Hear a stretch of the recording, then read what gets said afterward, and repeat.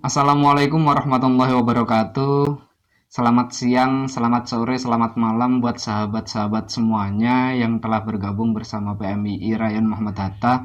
Pada pertemuan kali ini kita akan membahas satu materi yang kita sampaikan dalam Mapaba. Dan materi ini adalah materi yang menjadi landasan kita dalam sebuah pergerakan, landasan kita dalam menjalani setiap kehidupan, terutama bagi seorang warga pergerakan mahasiswa Islam Indonesia atau PMII, karena nilai-nilai yang akan kita sampaikan pada kali ini menjadi sebuah pondasi untuk kita melakukan aktivitas kita dalam organisasi. Ada beberapa nilai yang perlu kita ketahui dalam materi kita pada malam hari ini, siang hari ini maupun sore hari ini, siapapun yang menonton video ini, dalam kondisi dan dalam waktu kapanpun kalian nonton video ini, untuk Mapaba online atau Mapaba yang disampaikan secara daring buat teman-teman semuanya. Materi kita pada kali ini adalah materi nilai dasar pergerakan. Sebuah nilai yang diusung oleh sahabat-sahabati dari seluruh cabang yang ada di Indonesia atau pimpinan cabang PMI yang ada di seluruh Indonesia yang pada waktu itu melakukan satu konferensi bersama-sama untuk menentukan nilai dasar pergerakan yang pada waktu itu pada tahun 1988 tepatnya di Solo dipilihlah satu nilai dasar pergerakan yang waktu itu masih dalam bentuk nilai dasar perjuangan. Pada tahun 1988 Nukba yang mewakili Solo naskahnya dipilih untuk dijadikan nilai dasar pergerakan daripada pimpinan cabang yang ada di seluruh Indonesia. Jadi tahun 1988 NDP mulai dibuat oleh PMII setelah lahirnya PMII pada waktu itu rentang waktu yang cukup lama untuk bisa membuat satu landasan, satu pondasi dalam satu pergerakan, dalam satu langkah atau setiap langkah yang akan diambil sebagai pondasi kita dalam langkah. Jadi nilai yang sangat penting untuk kita pahami, untuk kita dalami, dan saya kira siapapun yang mendalami nilai dasar pergerakan yang dimiliki oleh PMII, maka dia akan menjadi insan yang mulia, bukan hanya kader yang mulia, namun akan menjadi satu insan yang mulia di hadapan Allah Subhanahu wa Ta'ala. Apa saja yang ada dalam nilai dasar pergerakan? Tentunya teman-teman kalau sudah belajar dan sudah mencari tahu sebelum kalian mengikuti materi kali ini, sahabat-sahabati pastinya sudah tahu ada 3 nilai yang harus kita ketahui dari nilai dasar pergerakan, yang kemudian nanti dari ketiga nilai itu akan bermuara pada satu nilai, yaitu ketauhidan.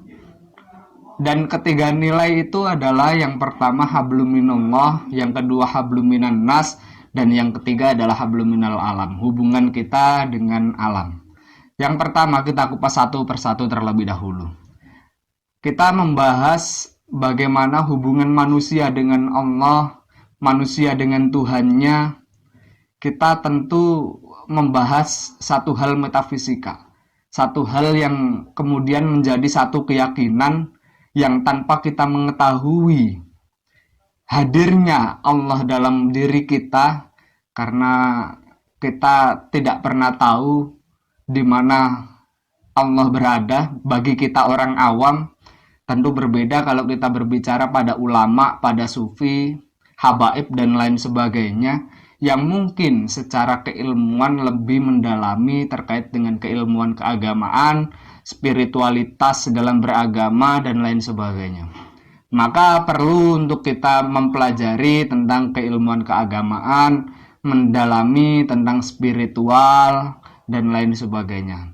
Yang pertama, yang paling minimal untuk kita laksanakan adalah menjalankan kewajiban kita sebagai seorang muslim untuk menjalankan apa yang diperintahkan oleh Allah dan menjauhi apa yang sudah dilarangnya.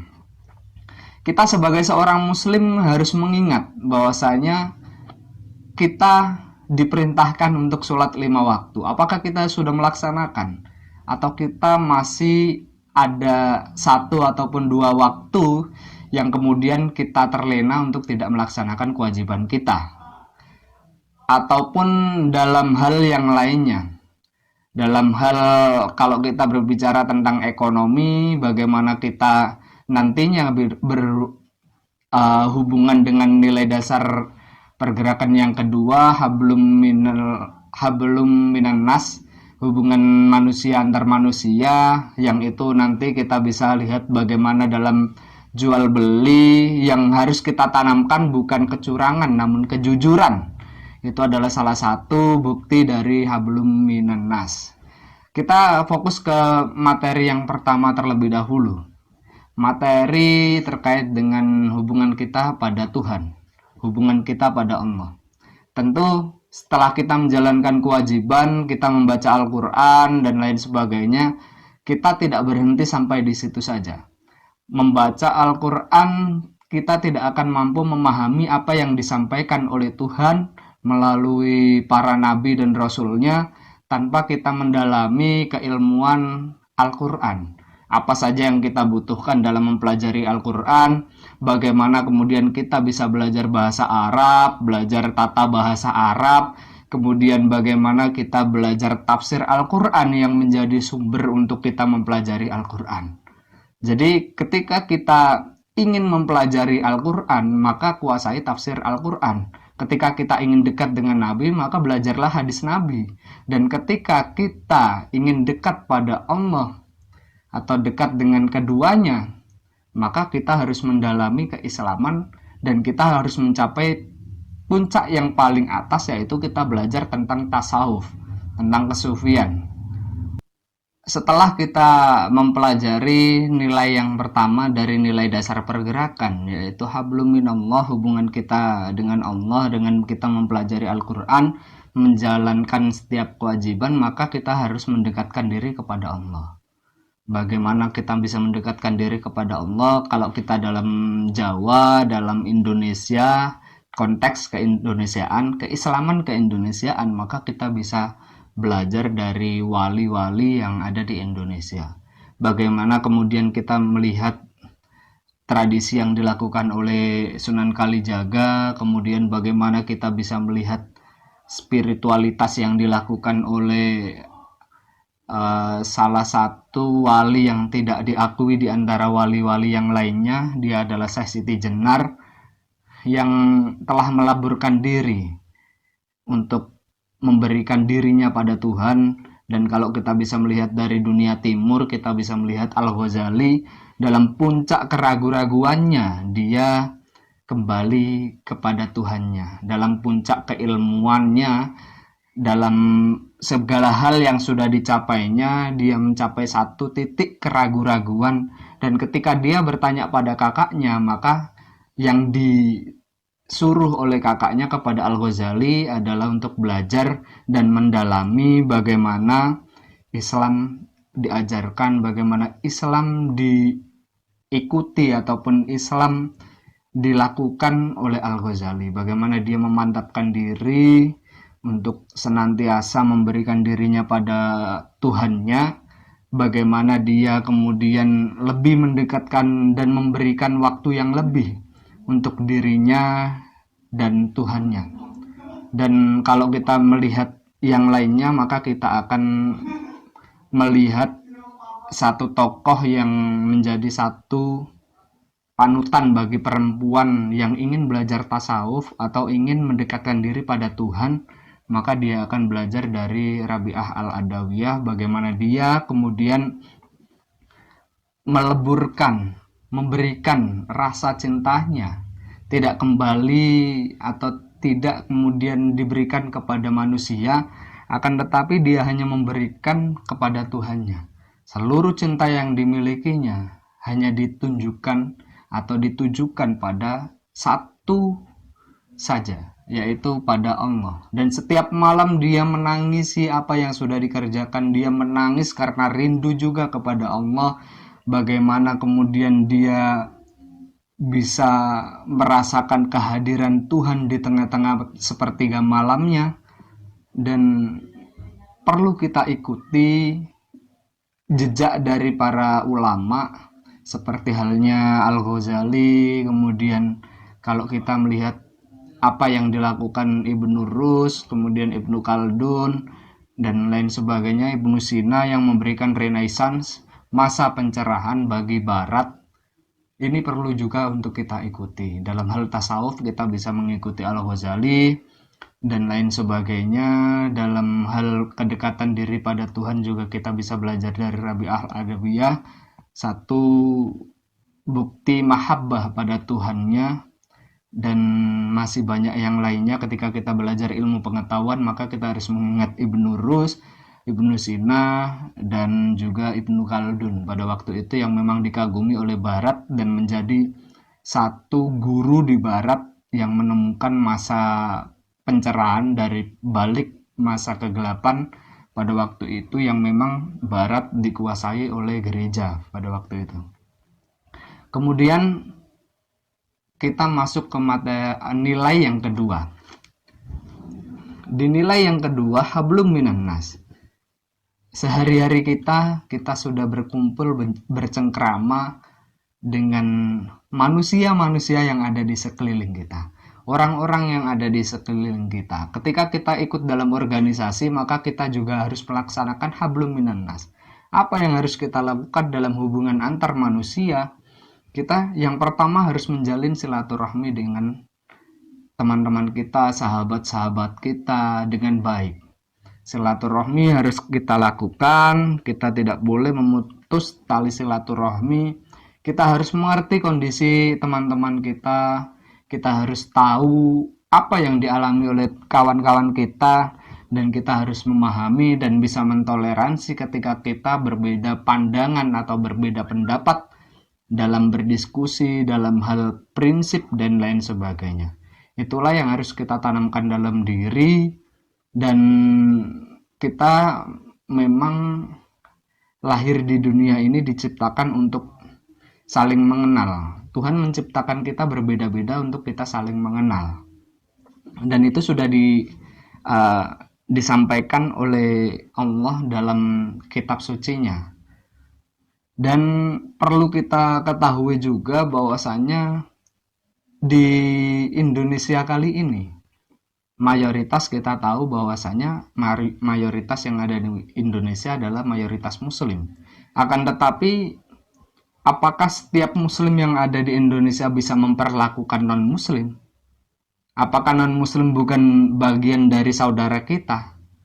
Non-Muslim, mereka yang Kristen, Katolik, maupun yang lainnya di luar Islam, mereka adalah saudara kita dalam hal kemanusiaan. Boleh mereka berbeda agama, berbeda keyakinan dari kita, akan tetapi dalam hal kemanusiaan kita harus menghargai.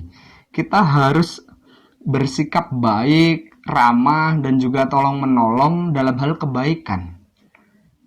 Dan kita tidak boleh kemudian memandang rendah mereka, kemudian kita bilang kepada mereka, agamaku adalah agama yang paling benar, dan agamamu adalah agama yang salah. Itu tidak boleh kita lakukan. Kita harus toleransi apa yang harus kita lakukan dalam negeri yang demokrasi ini. Boleh kita mengatakan itu, akan tetapi bukan di sini. Walaupun kita di Indonesia adalah mayoritas Muslim, tapi kita harus tetap menghargai masyarakat yang ada di sekitar kita. Jadi kita tidak boleh kemudian mengatakan non-Muslim adalah mereka golongan yang bukan golongan kita, dan mereka adalah golongan-golongan, mohon maaf, golongan-golongan yang akan masuk neraka ataupun yang lainnya. Dalam kita memahami nilai yang kedua ini dari NDP, hablum minan nas, hubungan antar manusia, kita harus mengetahui diri kita terlebih dahulu sebelum menyela ataupun kita membandingkan dengan yang lainnya. Maka introspeksi diri adalah hal yang paling penting untuk kita lakukan. Apa yang kurang dari diri kita? Apa yang perlu kita perbaiki? Apa yang kemudian perlu kita pelajari lebih dalam supaya kita bisa meningkatkan diri? Dan kemudian kalau kata Gus Dur, ketika kita belajar, semakin tinggi pengetahuan, semakin tinggi ilmu yang kita dapat, maka akan semakin tinggi toleransi kita kepada sesama manusia. Itu yang disampaikan oleh Gus Dur. Dan ketika kita tidak mau belajar, dan kita tidak mau mencari tahu apa yang kurang dalam diri kita, apa yang kurang dalam keseharian kita, dalam pengetahuan kita, dan lain sebagainya, maka kita tidak akan menjadi orang yang lebih baik dari hari ini. Padahal Islam mengajarkan bahwasanya setiap muslim haruslah lebih baik daripada hari kemarin, dan harus lebih baik lagi untuk daripada hari ini, dan ke depan harus bisa lebih baik lagi.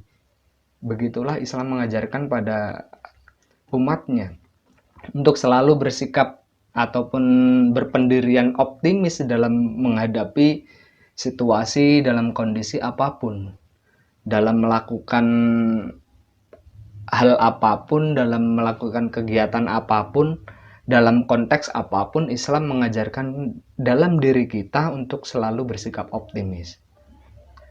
Maka ketika kita menjadi seorang muslim, ya kita harus mempelajari bagaimana pengetahuan keagamaan keislaman, dan kita harus meyakini bahwasanya kita tahu dan kemudian Tuhan bersama kita untuk memberikan kemudahan kita dalam belajar.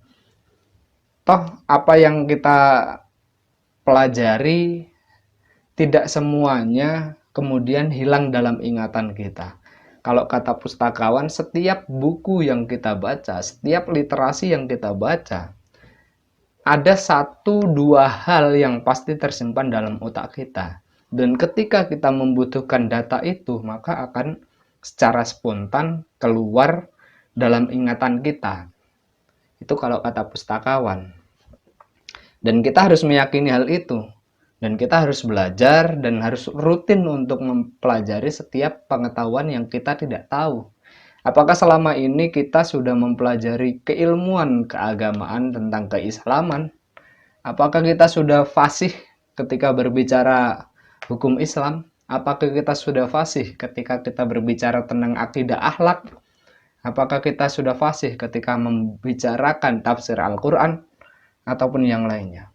Ketika kita masih belum tahu dan belum mendalami tentang keilmuan keagamaan, maka jangan sampai kita kemudian mengatakan non-muslim mereka lebih buruk dari kita.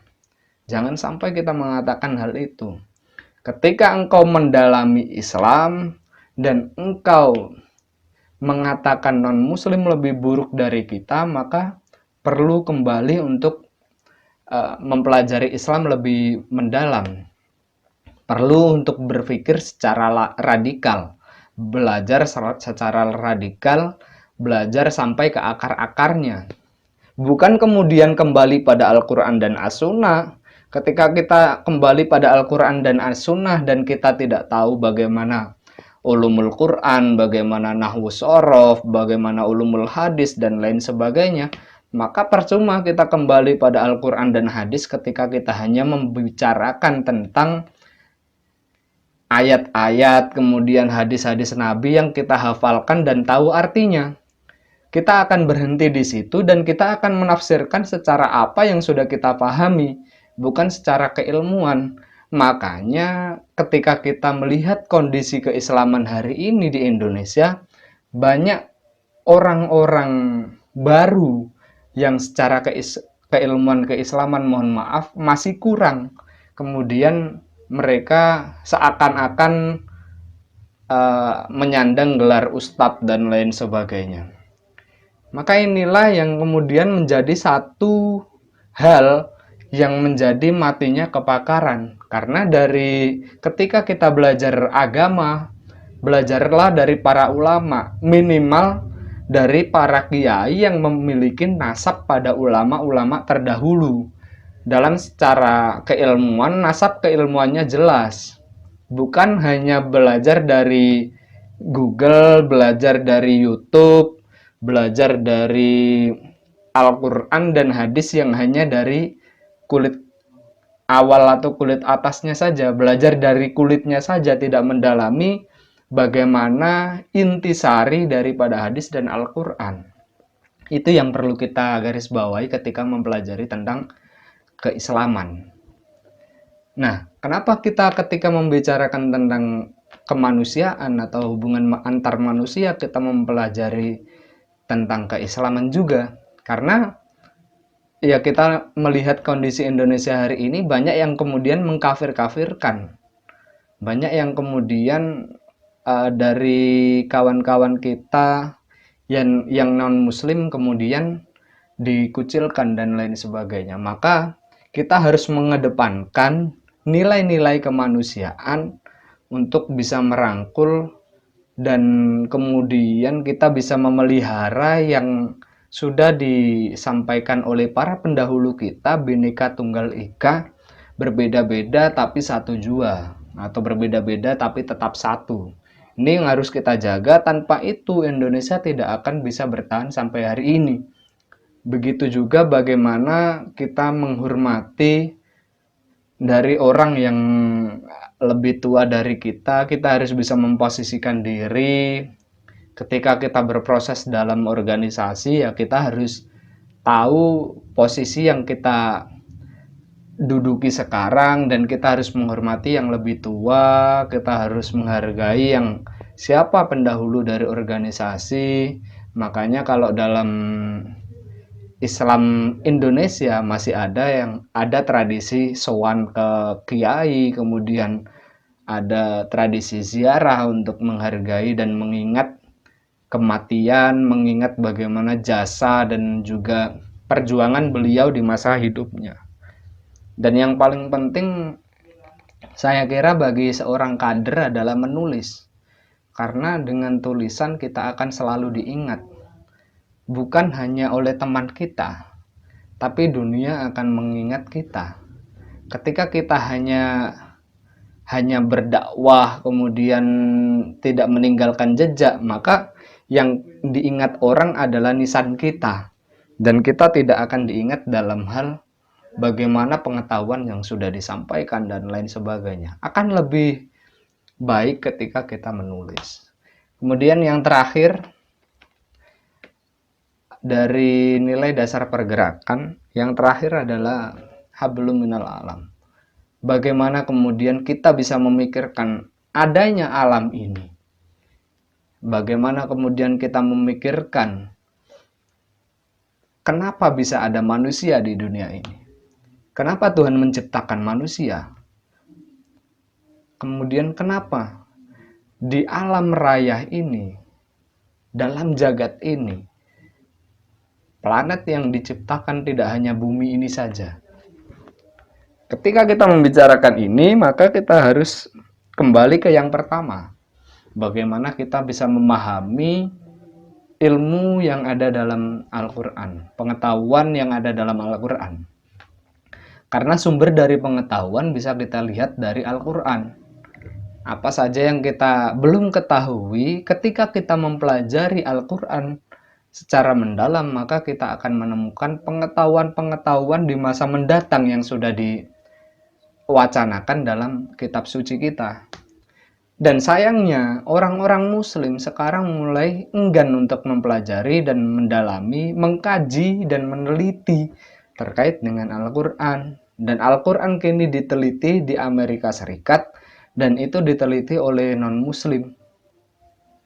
Dan ketika non-muslim tidak meneliti secara objektif, maka ini akan menjadi satu kesesatan yang akan dibuat untuk orang Islam tersendiri. Ketika kita membaca buku Islam revisionisnya milik Mun'im Siri, kemunculan Islam revisionis, maka kita melihat bagaimana kaum revisionis radikal mengatakan bahwasanya Islam lahir bukan dari dahulu, Islam lahir di masa Muhammad. Dan ketika Islam lahir di masa Muhammad, maka yang dikatakan oleh revisionis radikal bukan lahir di masa, bukan diceritakan dalam Al-Quran, tapi mulai adanya Islam. Bahkan yang lebih kejam, mulai datangnya Islam itu ditandai ketika ada Sirah Nabawi. Dan Sirah Nabawi yang pertama dibuat adalah 100 tahun setelah kematian Nabi Muhammad. Ini kemudian menjadi satu dialektika yang menarik ketika kita membicarakan bagaimana pandangan orang barat, pandangan kaum orientalis dan lain sebagainya yang memandang Islam secara subjektif, ataupun ada konotasi negatif yang menyudutkan Islam atau memberikan satu sejarah baru bagi Islam untuk difahami oleh orang-orang banyak. Ini yang ketika kita tidak bisa memahami bagaimana historisitas Islam dan lain sebagainya, maka kita akan ikut melebur dalam satu sejarah yang dibuat oleh kaum orientalis. Dan kembali ke hablum minal alam, apa yang diinginkan Tuhan dengan menciptakan alam, kemudian menurunkan manusia ke bumi? Kita harus ingat bahwasanya manusia adalah khalifatullah fil ard. Manusia adalah pemimpin Tuhan di bumi, pemimpin Allah di bumi. Maka adanya kerusakan alam adalah tanggung jawab bagi manusia. Ketika kita menjadi muslim, pribadi muslim yang baik, menjaga lingkungan, menjaga alam kita dan lain sebagainya, minimal itulah yang bisa kita lakukan. Kalau kita belum bisa masuk ke yang kedua yang mungkin lebih sulit untuk kita lakukan, minimal yang pertama ini dulu, kita bisa menjaga alam, membuang sampah tidak sembarangan, kemudian kita bisa menjaga ekosistem alam, dan juga kita ikut serta memperbaiki alam kita yang hari ini semakin panas karena pohon-pohon mulai ditebang dan keseimbangan alam mulai berkurang. Kita harus menjaga keseimbangan alam daripada hadirnya manusia-manusia yang ada di bumi. Karena banyak lahan yang kemudian didirikan perumahan dan alam mulai tidak diperhitungkan lagi. Kemudian ketika datang alam mulai murka, datangnya banjir dan lain sebagainya, yang bentuk juga dari kerusakan yang dibuat oleh manusia di bumi. Kita seringkali menyalahkan Tuhan, menyalahkan yang lainnya, dan kita tidak bisa memahami apa yang sudah kita buat, apa yang sudah kita lakukan terhadap alam kita, terhadap lingkungan kita. Kemudian yang kedua yang mungkin ini sulit untuk kita lakukan adalah kita membaca alam. Membaca alam untuk kemudian kita mensyukuri atas ciptaan Tuhan. Kita bagaimana melihat apa yang sudah diciptakan Tuhan dalam bumi ini, kenapa manusia diturunkan di bumi. Kita harus memikirkan itu. Kenapa ada bumi di dalam jagat raya, dalam alam semesta dan lain sebagainya. Kenapa manusia tidak diturunkan di Mars, di Pluto ataupun di Jupiter? Kenapa manusia diturunkan di bumi? Ini menjadi satu pemikiran atau satu problema yang harus kita pikirkan bersama-sama untuk kemudian kita lebih bisa mensyukuri apa yang telah diberikan oleh Tuhan. Tuhan menciptakan makhluk di bumi tidak mungkin tidak ada gunanya. Setiap apa yang diciptakan oleh Tuhan pasti memiliki kegunaan masing-masing. Dan kita harus membaca itu. Kita harus membaca bagaimana kondisi alam, apa saja yang ada di situ, dan apa saja yang bisa kita gunakan tanpa merusak alam. kita menggunakan sewajarnya saja. Dan kita tidak usah melebih-lebihkan apa yang seharusnya tidak kita butuhkan. Kita harus terus berusaha apa yang kita lakukan sebaik mungkin, tapi tetap memperhatikan bagaimana kondisi alam kita, bagaimana kondisi bumi kita, untuk tetap subur, untuk tetap bisa menghidupi kita, dan juga tetap bisa kita rawat sesuai dengan semestinya. Itu dari 3 nilai dasar pergerakan yang perlu teman-teman dalami, yang perlu teman-teman kembali, sahabat-sahabati, pelajari, dalami, dan juga praktikkan dalam kesehariannya, dalam berorganisasi maupun yang lainnya.